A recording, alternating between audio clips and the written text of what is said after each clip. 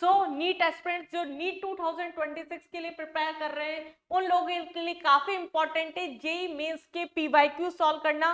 Most repeated question किस तरीके के जेई मेंस कवर कर चुका है, वैसे क्वेश्चंस आपके नीट में काफी कवर होते हैं, इसलिए मैं लेके आई हूं आपके लिए जेई मेंस की पीवाईक्यू सीरीज। हम स्टार्ट करते हैं ऑर्गेनिक केमिस्ट्री के साथ में, फिजिकल केमिस्ट्री और इनऑर्गेनिक केमिस्ट्री कवर करते हुए चलेंगे आगे। तो लगे रहिए मेरे साथ में, चैनल को सब्सक्राइब करके रखिए और वीडियोस स्टार्ट करते हैं। ऑर्गेनिक केमिस्ट्री स्टार्ट करते हैं, जो बच्चों की बहुत ज्यादा डिमांडिंग कंडीशन चल रही थी उससे हम यहाँ पर स्टार्ट करने वाले। फर्स्ट चैप्टर से स्टार्ट करते हैं, basic principles of organic chemistry से।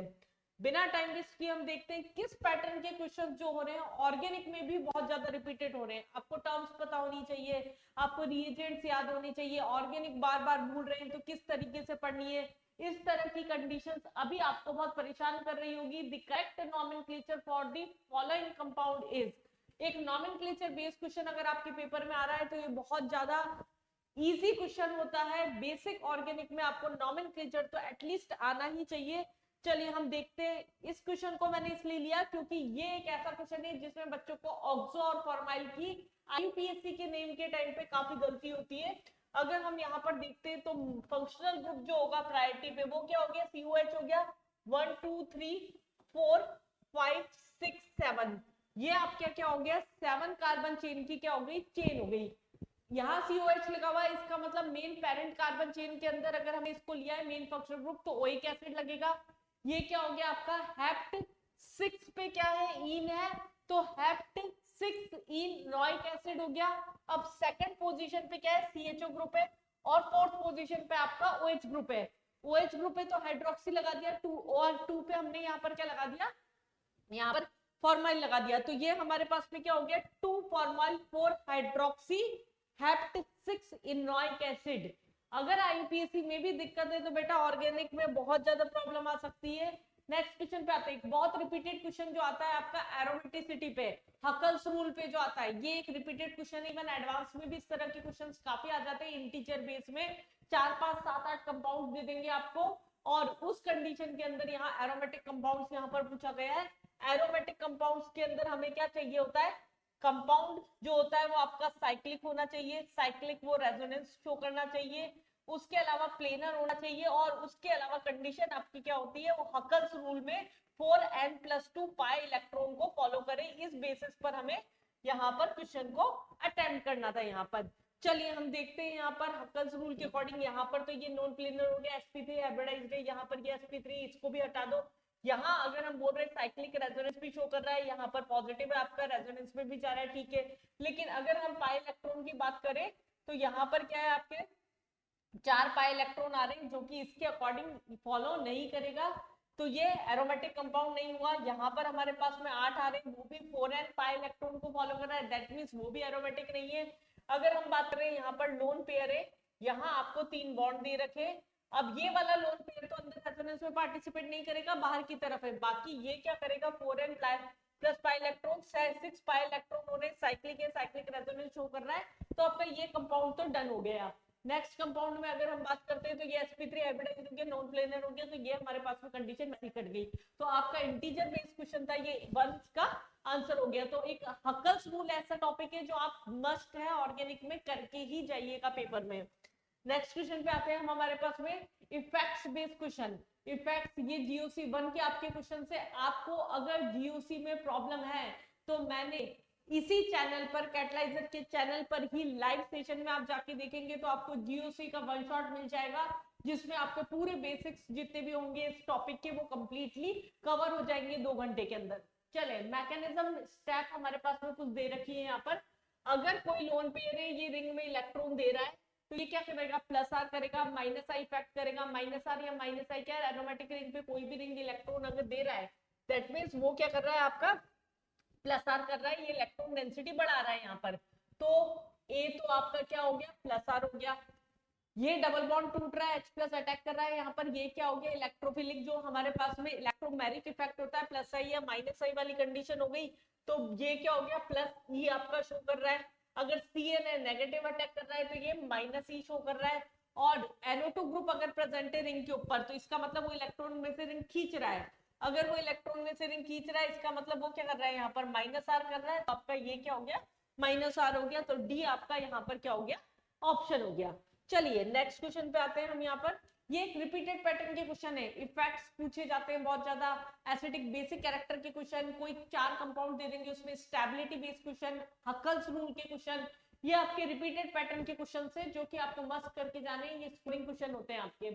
Relative stability of the contributing structure among this, हमें अगर एक ही कंपाउंड के रेजोनेटिक स्ट्रक्चर्स दे रखे हैं तो आपको बेसिक से कुछ रूल्स पता होने चाहिए। अगर पोलर और नॉन पोलर है ना, नॉन पोलर ज्यादा स्टेबल होता है, अगर मोर इलेक्ट्रोनेगेटिव एलिमेंट के ऊपर नेगेटिव चार्ज है तो वो ज्यादा स्टेबल होता है, जिसमें मोर कॉन्जुगेशन होगा वो ज्यादा स्टेबल होता है। उसके बेसिस पर हम यहाँ पर क्वेश्चन करना शुरू करते हैं। यहाँ पर आप देख सकते हैं कोई भी यहाँ पर चार्ज नहीं है, नॉन पोलर कंपाउंड है, लेकिन यहाँ पॉजिटिव चार्ज है, यहाँ पॉजिटिव चार्ज है, इसका मतलब आपका फर्स्ट सबसे ज्यादा स्टेबल होगा। पहली बात तो ऑप्शन में एक ही ऐसा ऑप्शन था, बाकी हम सेकंड थर्ड में भी कंपेयर कर लेते हैं। यहाँ कार्बन पे पॉजिटिव चार्ज है और यहाँ पर हमारे पास में ऑक्सीजन पे पॉजिटिव चार्ज है, जिसका ऑक्टेट कंप्लीट होगा वो ज्यादा स्टेबल होता है। तो यहाँ हमारे पास में क्या होगा, सेकंड जो होगा वो ज्यादा स्टेबल हो जाएगा, तो और थर्ड जो होगा वो लास्ट में आ जाएगा। इस तरह का क्वेश्चन था ये। और वैसे भी यहाँ पर ऑक्सीजन पे पॉजिटिव चार्ज आ रहा है तो वो वैसे भी लेस स्टेबल है।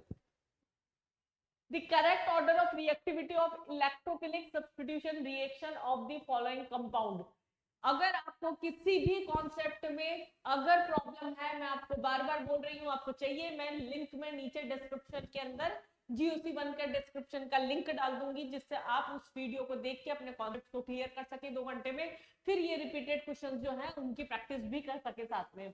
Correct order of reactivity in electrophilic substitution reaction of the following, electrophilic substitution reaction मतलब बेंजीन में से H+ हटके कोई इलेक्ट्रोफाइल वहां पर आके अटैक कर रहा है अगर, तो मतलब पॉजिटिव चार्ज वहां पर क्या होना चाहिए, ज्यादा। अब अगर हमारे पास में ये CH3 जो है ये क्या करता है, +H करता है, यहाँ सॉरी CH3 है ये, तो यहाँ पर हमारे पास में Cl है, -I करेगा, और NO2 जो करेगा वो क्या करेगा, -R करेगा, इलेक्ट्रॉन को लेने की टेंडेंसी रखेगा। ये हमारे पास में -I यहाँ पर डोमिनेट हो जाता है, CH3 क्या है, +H हो गया, देने वाला ग्रुप गया।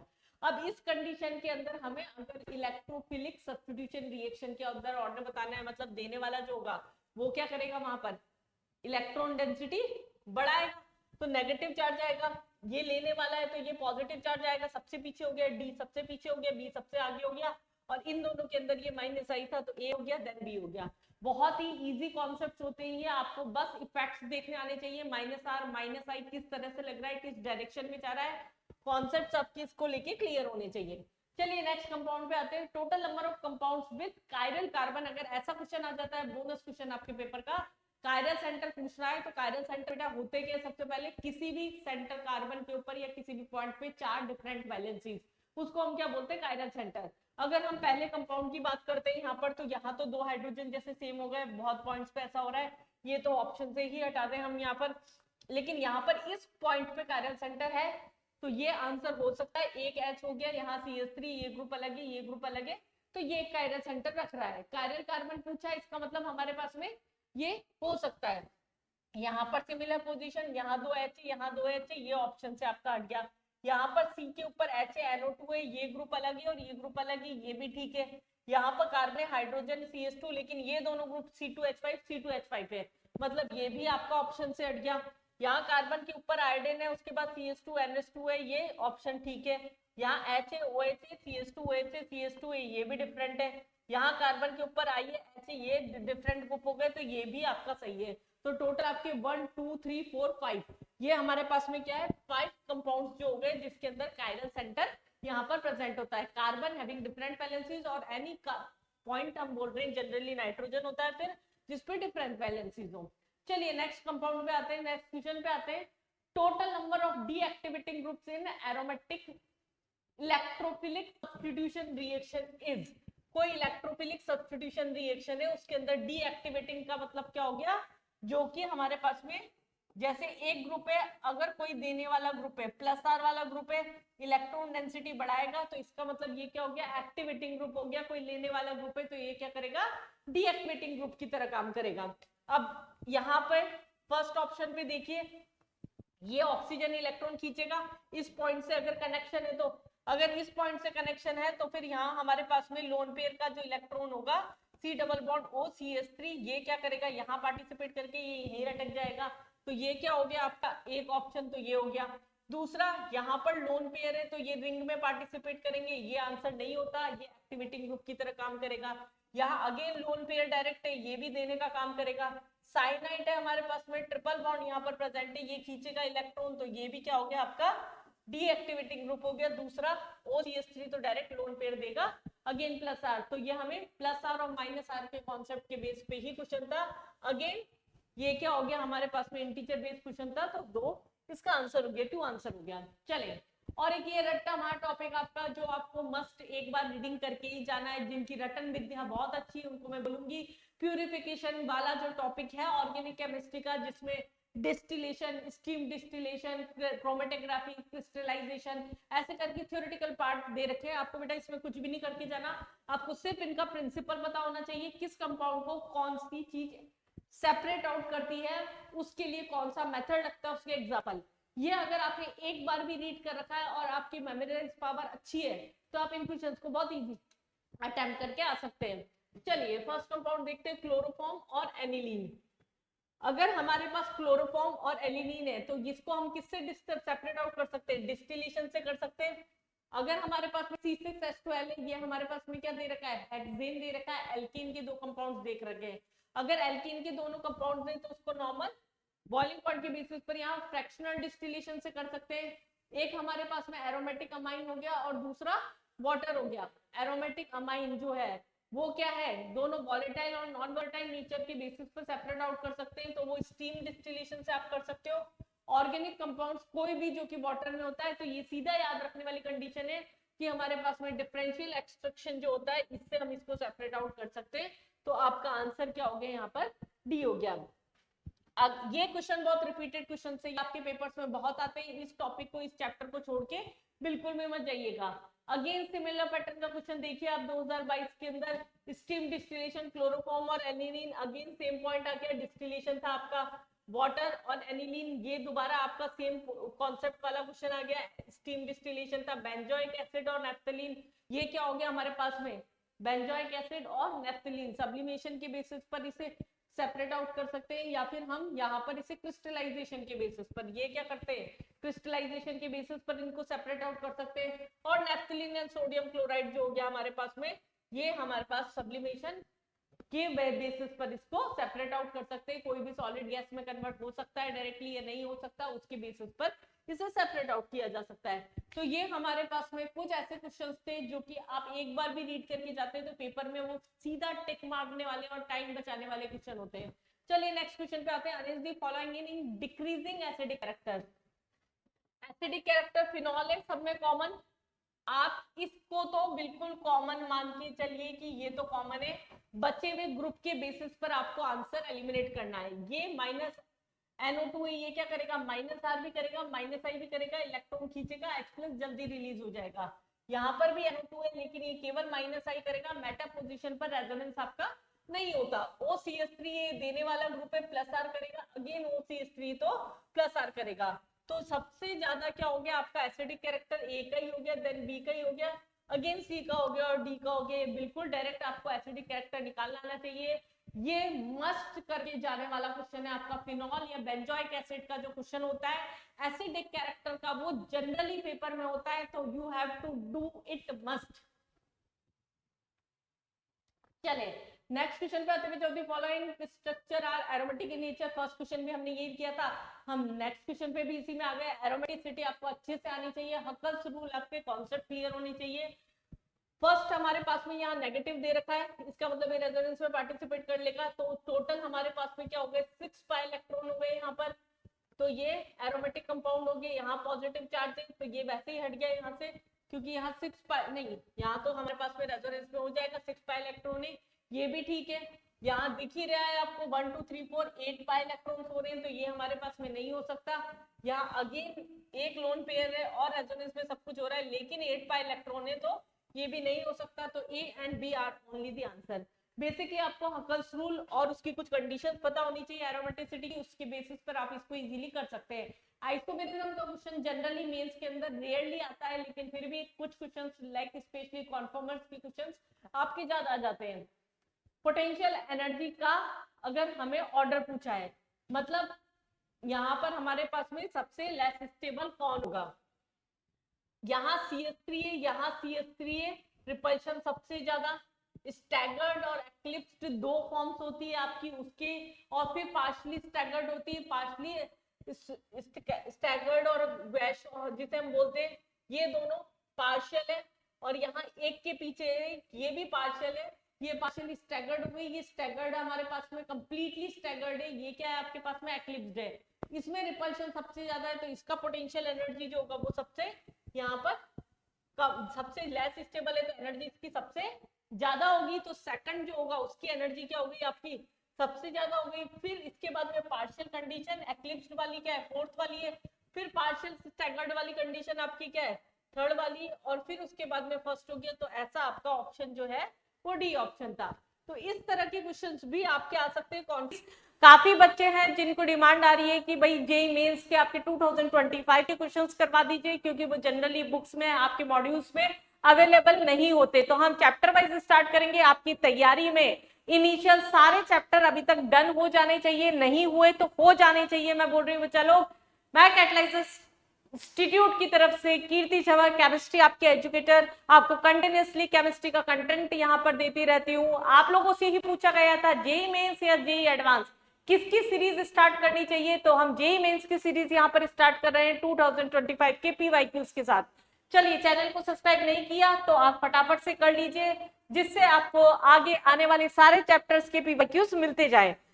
10-10 क्वेश्चन करके total number of structure isomers possible for the substituted benzene derivative. ये आपका आइसोमेरिज्म से क्वेश्चन है आपका यहाँ पर, with the molecular formula C9H12। हमारे पास में क्या है C9H12 दिया है, तो इसका मतलब हमें पता पड़ रहा है यहाँ पर ये जनरली एरोमेटिक रिंग होगी। हम बात करें यहाँ पर बेंजीन, तो ये हमारे पास में क्या हो गया C6 हो गया और H6 हो गया। अब हमारे पास में कार्बन कितने और बढ़ाने, 1 2 3, तो ये हमारे पास में टोटल हमारे पास में कार्बन कितने हो गए, यहाँ पर 9 कार्बन हो गए, 6 7 8 9। ये हमारे पास में सबसे पहले हमने कंपाउंड बना के काम खत्म कर लिया। अब हम बनाना शुरू करते हैं, इसके आइसोमर्स कितने बन सकते हैं मेंशन किया था क्वेश्चन के अंदर। स्ट्रक्चरल आइसोमर्स की बात करनी है, यहाँ पर हमें स्टीरियो में नहीं घुसना था। चले, तरीका क्या होता है, एक एक करके स्टार्ट करें। अगर कंपाउंड के अंदर पहले मैं कुछ कंपाउंड्स बना के रख लेती हूँ बेंजीन वाले, जिससे फटाफट से हम कर सके, थोड़ा सा टाइम बचे अपना, हो सकता है इससे ज्यादा ना बने, बन जाए आगे खेलेंगे। यहाँ पर हमारे पास में एक कंपाउंड ये था, दूसरा हम इसकी पोजीशन यहाँ चेंज कर सकते हैं। सबसे पहले पोजीशन चेंज करना शुरू करते हैं। सेकंड, हम मिथाइल की पोजीशन इधर रख सकते हैं, थर्ड मिथाइल की पोजीशन हम यहाँ रख सकते हैं। तो यहाँ तक का तो गेम आपका ऑलमोस्ट कवर हो गया। इधर से कोई पोजीशन गया, यहाँ पर भी चेंज कर सकते थे, हम इसको ऐसे भी बना सकते थे, ये भी एक कंडीशन अलग हो जाएगी। तो ये आपके पास में क्या है, टोटल 5 तो यहाँ पर हमें नजर आ रहे हैं। इसके बाद में अगर हम इसको और तोड़ ले, एक ही बजे 2 कार्बन की जगह 1 कार्बन कर ले, तो क्या पोजीशन बन सकती है, 1 2 3 एक साथ रखे जा सकते हैं इनको, एक के ऑल्टरनेट में रखा जा सकता है इनको। अगर मैं बात करूं यहाँ पर रखा था, यहाँ रखा, उसके बाद हम इस पोजीशन को कार्बन को यहाँ रख सकते हैं। और एक चीज हम और कर सकते हैं, यहाँ पर ऑल्टरनेट में रख सकते हैं, 1 2 3, यहाँ पर ये भी कर सकते हैं।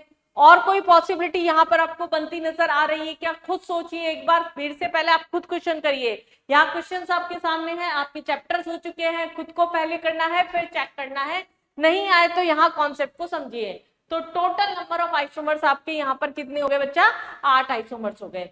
अगला क्वेश्चन देखते हैं हम यहाँ पर, हाइपर कॉन्जुगेशन जीओसी से क्वेश्चन है, स्टेटमेंट वाइज क्वेश्चन आपका जो यहाँ पर जीओसी में यहाँ पर आपको बोला hyper conjugation is not a permanent effect. Hyper conjugation आपका क्या होता है, परमानेंट इफेक्ट होता है। sp3 हाइब्रिडाइज्ड कार्बन का जो हाइड्रोजन होता है वो एम्प्टी ऑर्बिटल, p ऑर्बिटल या वेकेंट p ऑर्बिटल में डीलोकलाइज्ड हो जाता है। In general greater the number of alkyl group attached to a positively charge carbon.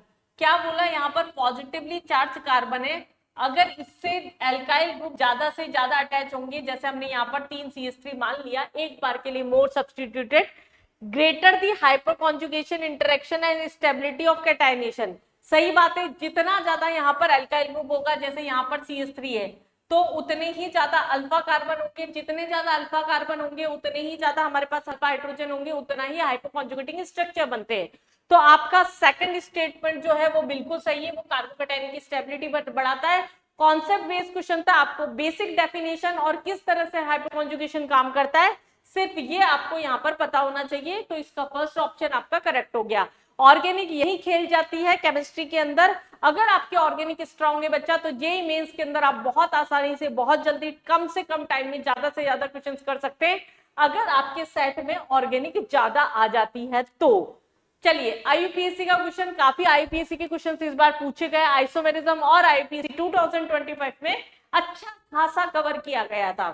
चलिए, यहाँ पर बोला आईयूपीएससी, अगर हम बात करते हैं आईयूपीएससी, तो जैसे ही हमने देखा यहाँ पर COH, हमें पता है बेंजोइक एसिड जो होगा वो क्या होगा, हमारे पास में मेन कंपाउंड होगा। यहाँ पर चारों कंपाउंड्स के अंदर यहाँ पर बेंजोइक एसिड दे रखा था, तो यहाँ पर ये ऑप्शन तो हमारे पास में से क्लियर से दिख रहा है कि ये तो हमारे पास होगा। अब जहां से लोएस्ट लोकेंट होता है, नंबरिंग वहां से करते हैं, तो हमने नंबरिंग करी यहाँ पर 1 2 3 4 5 6। लिखा कैसे जाता है, हमेशा अल्फाबेटिकली लिखा जाता है। दैट मीन्स ब्रोमो सबसे पहले आएगा यहाँ पर, तो ये क्या हो गया आपका 3 ब्रोमो। 3 ब्रोमो दो ऑप्शंस में था, 2 हाइड्रोक्सी आपका हो गया, 5 पे नाइट्रो हो गया A। तो ये सीधा आईयूपीएक का क्वेश्चन था आपका, बहुत आसानी से टिक मारने वाला। अगला क्वेश्चन हमारे पास में बेसिसिटी आपका जीओसी के अंदर ही पढ़ा दिया जाता है, बहुत सारे टीचर्स इसको अमाइंस में लास्ट में भी पढ़ाते हैं, मेनली बेसिसिटी आपका जीओसी में डील कर लिया जाता है। चलिए समझते हैं हम ये क्वेश्चन, ये अच्छा क्वेश्चन था आपका। यहाँ पर ये हमारे पास में लोन पेयर है, यहाँ पर हमारे पास में ये डबल बॉन्ड है। अगर डबल बॉन्ड है, अगर रेजोनेंस में लोन पेयर पार्टिसिपेट कर जाएगा, मतलब बेसिसिटी आपकी कम हो जाएगी। तो अगर हम बात करते हैं ये लोन पेयर, ये ऑक्सीजन खींचेगा तो ये लोन पेयर यहाँ चला जाएगा, यहाँ पर तो डबल बॉन्ड यहाँ गया, ये इधर गया, तो लोन पेयर अपने आप यहाँ शिफ्ट हो जाएगा। और मिथाइल ग्रुप और है जो कि देने वाला है, तो वो बेसिसिटी को यहाँ पर और ही ज्यादा कम कर देगा। और उसके बाद में अगर हम बात करते हैं यहाँ पर CH3 ग्रुप इलेक्ट्रॉन डेंसिटी बढ़ा देगा, और ये CH3 ये तो पार्टिसिपेट ही नहीं करेगा, यहाँ पर तो ब्रैडिक्स रूल आपका लग जाता है। तो इस केस के अंदर ये लोन पेयर तो यहाँ पर डीलोकलाइजेशन में आएगा ही नहीं। तो R का आपका बेसिसिटी क्या हो गया, सबसे ज्यादा हो गया, फिर आपका Q क्या हो गया, और फिर आपका P का हो गया। तो ये बिल्कुल डायरेक्ट क्वेश्चन था, बहुत आराम से कर सकते हैं। जितना ज्यादा प्लस आई होता है उतना ही ज्यादा आपका बेसिसिटी इंक्रीज होती जाती है। -R + R से हम डायरेक्ट कर सकते थे। In which pair the first ion is more stable than second? हमें क्या पूछा है यहाँ पर, फर्स्ट आयन कैटायन हो या फिर एनायन हो, कैटायन ही होगा, सब पे पॉजिटिव चार्ज है, या प्रिंटिंग मिस्टेक है, या पॉजिटिव चार्ज ही है आपका। ठीक, तो इसमें बोला कि फर्स्ट आयन किसमें ज्यादा स्टेबल है, सेकंड से। कैटायन का अगर कार्बोकैटायन की स्टेबिलिटी की हम बात करते हैं, तो या तो हम हाइपर कॉन्जुगेशन के अंदर चले जाते हैं, या फिर +I के अंदर चले जाते हैं, -I के अंदर चले जाते हैं, तो और यहाँ पर रेजोनेंस में चले जाते हैं। फर्स्ट कंपाउंड की बात करते हैं, फर्स्ट आयन ज्यादा स्टेबल है, यहाँ पर क्या है, मिथाइल ग्रुप। अब ये हमारे पास में मिथाइल ग्रुप है, लोन पेयर है, देगा। और ये क्या है, केवल CH3 ग्रुप है, ये क्या करेगा, CH3 भी देगा, लेकिन लोन पेयर यहाँ पर देने की टेंडेंसी रखेगा। ओ CH3 ग्रुप है, और बैक बॉन्डिंग और हो जाएगी, यहाँ पर बैक बॉन्डिंग की कंडीशन लग जाएगी, तो उसकी वजह से हमारे पास में फर्स्ट आयन स्टेबल होगा। ए ऑप्शन तो आपका सही था, मतलब आंसर ए और सी में से होगा। एलिमिनेशन ऑफ ऑप्शंस बहुत ज्यादा जरूरी है, ये आपको ढंग से आना चाहिए। अब अगर हम बात करते हैं दूसरे ग्रुप की, पॉजिटिव चार्ज है यहाँ पर, NO2 ग्रुप है, और यहाँ पर NO2 ग्रुप यहाँ पर स्टेरिक एंट्रेंस कर देगा। तो इस केस के अंदर हमारे पास में फर्स्ट जो होगा ज्यादा स्टेबल होगा अगेन सेकंड से। एक बार सी ऑप्शन भी चेक कर लेते हैं, क्योंकि इन्हीं में दोनों में कंफ्यूजन है। यहाँ पर +I है, ये तो सीधा सीधा दिख रहा है, यहाँ पर रेजोनेंस हो रहा है आपका। अगर रेजोनेंस हो रहा है तो उस कंडीशन में सेकंड जो होगा वो ज्यादा स्टेबल हो जाएगा। तो A एंड B आपका यहाँ पर क्या हो गया, आंसर हो गया। थर्ड भी हम, फोर्थ भी चेक कर सकते हैं एक बार के लिए। यहाँ हाइपर कॉन्जुगेटिंग स्ट्रक्चर है, 3 CH3 ग्रुप प्रेजेंट है, और यहाँ पर OCH3 ग्रुप भी आ गया, तो उस कंडीशन के अंदर +I वाला इफेक्ट भी लग गया और बैक बॉन्डिंग भी लग गई, तो उस कंडीशन में अगेन क्या होगा, डी ज्यादा स्टेबल हो जाएगा, यहाँ पर सेकंड जो होगा वो ज्यादा स्टेबल हो जाएगा। तो सी और डी यहाँ पर कैंसिल होते हैं आपके ऑप्शन। अगले क्वेश्चन पे आते हैं, IUPAC of following compounds. Again हमें आईयूपीएसी से क्वेश्चन था यहाँ पर, बहुत आसानी से रूल्स ढंग से पता होने चाहिए। दोनों तरफ ट्रिपल बॉन्ड और डबल बॉन्ड है, अगर सेम पोजीशन पर डबल बॉन्ड को हम क्या करते हैं यहाँ पर प्रायोरिटी देते हैं, और फंक्शनल ग्रुप भी है लेकिन 1 2 3 4th पोजीशन पर है, यहाँ 1 2 3 4 दोनों साइड से 4th पोजीशन पर ही है, तो हमें डबल बॉन्ड को प्रायोरिटी लेते हुए नंबरिंग करनी है 3 4 5 6 7। तो ये क्या हो गया आपका हेप्ट हो गया, फर्स्ट पोजीशन पर इन हो गया, 6th पोजीशन पर आइन हो गया, और 4 ऑल। ये आपका डायरेक्ट क्वेश्चन हुआ आईयूपीएससी का, बहुत आसानी से अगेन हो जाने वाला क्वेश्चन। अगेन बेसिसिटी पे क्वेश्चन, एक क्वेश्चन आपका जीओसी से generally acidic character, basic character या एनायन इंटरमीडिएट स्टेबिलिटी, अगर मैं क्लियरली बोलूं तो कार्बोकेटायन, एनायन या फ्री रेडिकल की स्टेबिलिटी पे क्वेश्चन फिक्स होता है।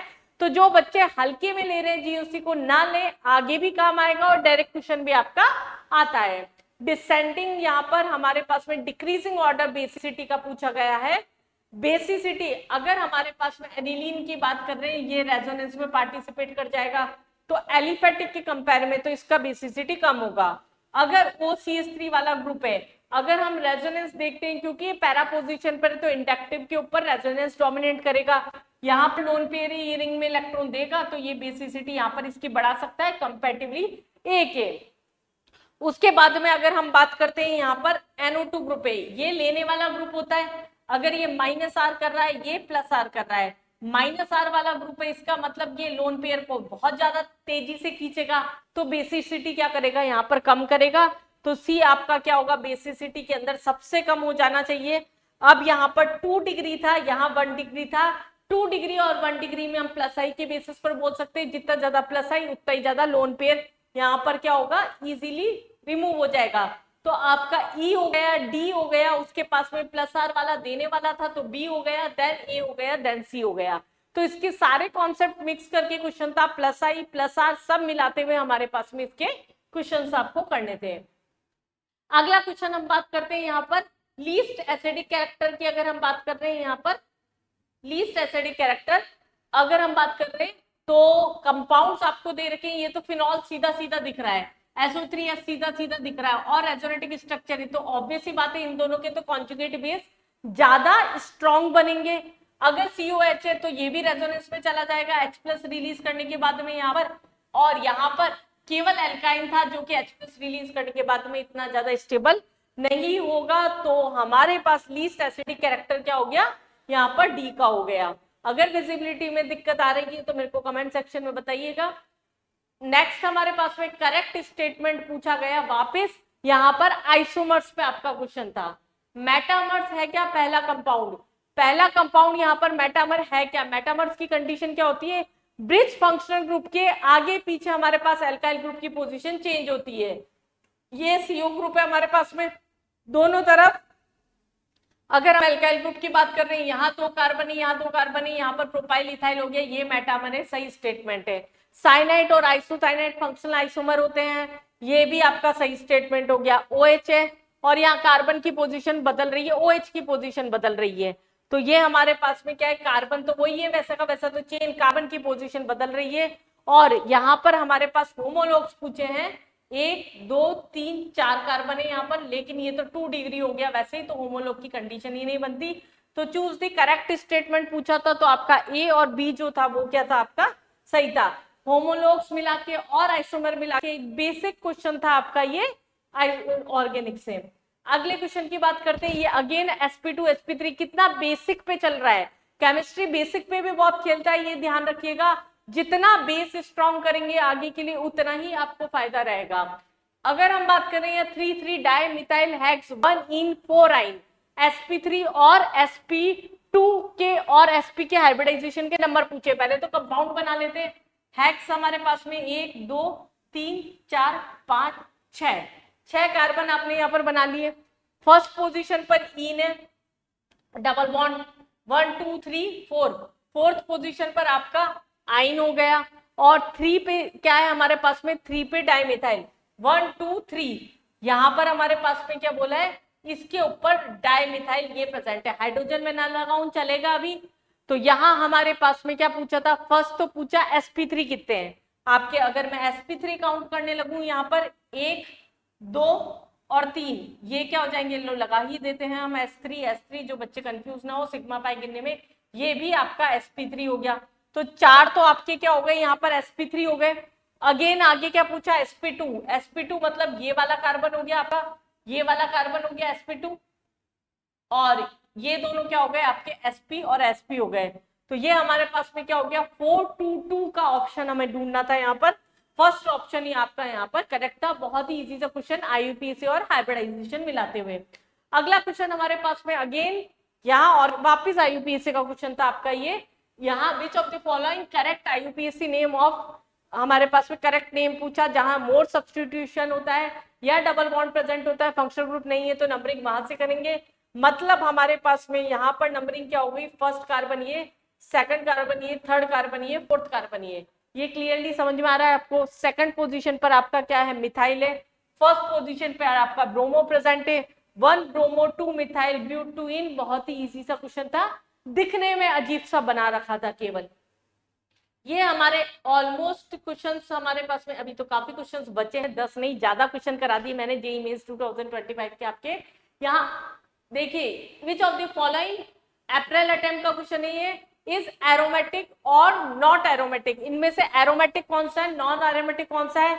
एरोमेटिसिटी हम हकल्स रूल से निकालते हैं, जो 4n प्लस pi2 इलेक्ट्रॉन और साइक्लिक होता है, साइक्लिक रेजोनेंस होता है, वो सब क्या होते हैं आपके एरोमेटिक। यहाँ पर हमारे पास में एक तरह से लोन पेयर है, ये रिंग में पार्टिसिपेट करेगा, साइक्लिक रेजोनेंस करेगा, तो 6 पाई इलेक्ट्रॉन्स टोटल काउंट होंगे, तो ये आपका क्या हो गया, यहाँ पर एरोमेटिक कंपाउंड हो गया। यहाँ पॉजिटिव चार्ज है तो ये एरोमेटिक नहीं होगा आपका, ये क्या हो जाएगा आपका नॉन एरोमेटिक, एरोमेटिक नहीं होगा क्योंकि यहाँ पर 4 पाई इलेक्ट्रॉन आ रहे हैं आपके केवल, तो ये क्या हो जाएगा आपका एंटी एरोमेटिक हो जाएगा। यहाँ पर पॉजिटिव है लेकिन 2 पाई इलेक्ट्रॉन है, रेजोनेंस में जाएगा, 2 पाई इलेक्ट्रॉन है, हाइपोकंजुगेशन शो कर, यहाँ पर हमारे पास में हकल्स रूल को फॉलो कर रहा है, तो ये भी आपका क्या हो गया एरोमेटिक हो गया। यहाँ नेगेटिव लोन पेयर, वापिस एक पार्टिसिपेट करेगा एक नहीं करेगा, तो उस कंडीशन में ये भी क्या हो जाएगा आपका एरोमेटिक हो जाएगा। आगे अगर हम बात कर रहे हैं यहाँ पर, तो ये तो पॉजिटिव चार्ज है, पॉजिटिव चार्ज के बाद में 6 अगर हमारे पास में पाई इलेक्ट्रॉन आ रहे हैं और रेजोनेंस में अगर ये जा रहा है, तो ये भी आपका क्या करेगा एरोमेटिक हो जाएगा। यहाँ पर 8 पाई इलेक्ट्रॉन आ रहे हैं, ये आपका एरोमेटिक नहीं होगा। यहाँ पर 4 पाई इलेक्ट्रॉन आ रहे हैं, ये भी आपका एरोमेटिक नहीं होगा। यहाँ पर 2 पाई इलेक्ट्रॉन आ रहे, तो ये आपका क्या होगा एरोमेटिक हो जाएगा। तो हमारे पास में ए हो गया, सी हो गया, देन डी हो गया, फिर ई हो गया आपका और एच हो गया, ये सब क्या हो गए एरोमेटिक हो गए। बी एफ और जी जो हो गया वो क्या हो गया यहाँ पर नॉन एरोमेटिक हो गया। तो एक हकल्स रूल को फॉलो करते हुए एक क्वेश्चन आपका यहाँ पर इससे डाल दिया था। अगेन हमारे पास में यहाँ कार्बन रेडिकल, फ्री रेडिकल की स्टेबिलिटी का क्वेश्चन था। क्या क्वेश्चन बोल रहा है, most stable and least stable carbon radicals respectively produced by homolytic cleavage. Homolytic मतलब हम यहाँ पर इक्वल डिस्ट्रीब्यूशन में, जैसे अगर हम यहाँ से तोड़ेंगे तो ये फ्री रेडिकल बनेगा, अगर हम यहाँ से तोड़ेंगे, अगर हम यहाँ पर इससे तोड़ेंगे तो ये फ्री रेडिकल बनेगा, अगर हमने इसको यहाँ से तोड़ दिया तो ये फ्री रेडिकल बनेगा, क्योंकि H है, ये H रिमूव करना पड़ेगा तो ये फ्री रेडिकल बनेगा। यहाँ पूछा था मोस्ट स्टेबल और लीस्ट स्टेबल। लीस्ट स्टेबल तो हमें दिख ही रहा है सीधा सीधा, ट्रिपल बॉन्ड पे फ्री रेडिकल अगर आ गया तो वो एक लीस्ट स्टेबल कंडीशन होती है। तो हमें सबसे पहले लीस्ट स्टेबल फर्स्ट ऑप्शन ढूंढना था, सेकंड अपने आप ही आ गया, तो ये बहुत ही इजीली हो जाने वाला क्वेश्चन था। नेक्स्ट IUPAC क्वेश्चन हमारे पास में, IUPAC का क्वेश्चन वापस सीधा 1 2 3 4 5, ये तो मुझे कराना भी नहीं चाहिए, ये तो सब बच्चे सही करके आएंगे जिनके भी पेपर में आएगा। ये हमारे पास में साइक्लो कंपाउंड है, लेकिन फिर भी बच्चे कभी कभी गलती कर देते हैं यहाँ पर नंबरिंग करने में या फिर सब्स्टिट्यूशन में। फोर्थ पोजीशन पर यहाँ क्या आ रहा है आपका इथाइल आ रहा है, 4 इथाइल साइक्लो, फिर क्या हो गया आपका पेंट पोजीशन पे 2 इन है और 1 ओल है, तो ये आपका सीधा IUPAC का क्वेश्चन था। नेक्स्ट क्वेश्चन पे आ जाते हैं हम यहाँ पर लीस्ट। बस क्या पूछा यहाँ पर आपको कंडीशंस पूछ ली, कार्बोकेटाइन क्या है, फ्री रेडिकल क्या है, न्यूक्लियोफाइल क्या है, इलेक्ट्रोफाइल क्या है, बेसिक डेफिनेशंस। कार्बोकेटाइन क्या होते हैं हमारे पास में, positively charge species having sp2 hybridised carbon, क्या ऐसा कोई स्टेटमेंट है यहाँ पर sp2 hybridised carbon with empty orbital, इसका मतलब वही पॉजिटिवली चार्ज हो गया आपका।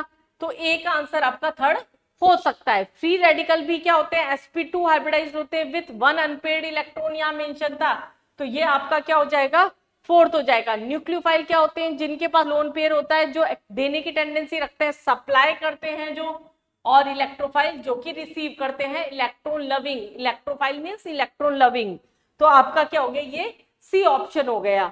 तो ये हमारे पास में यहाँ पर मेरे क्वेश्चंस अभी तक के जेईई मेंस के ऑर्गेनिक के कुछ क्वेश्चंस खत्म हुए हैं। मैंने अभी भी 2025 के सारे क्वेश्चंस नहीं लिए हैं, हमने 16 क्वेश्चन यहाँ पर कवर कर लिए, और भी काफी क्वेश्चंस थे। मतलब जेओमेसी आपका अच्छा खासा वेटेज रखता है। इस तरह से किस तरह से केमिस्ट्री में कौन से क्वेश्चन इजीली किए जा सकते हैं, अब कौन से चैप्टर्स पे आपको ज्यादा फोकस करना है, सिलेक्शन के लिए क्या इंपॉर्टेंट है, ऐसी छोटी मोटी और बड़ी बातें जानने के लिए चैनल को फटाफट से सब्सक्राइब कर लिए। मिलते हैं नेक्स्ट वीडियो में नेक्स्ट PYQs के साथ।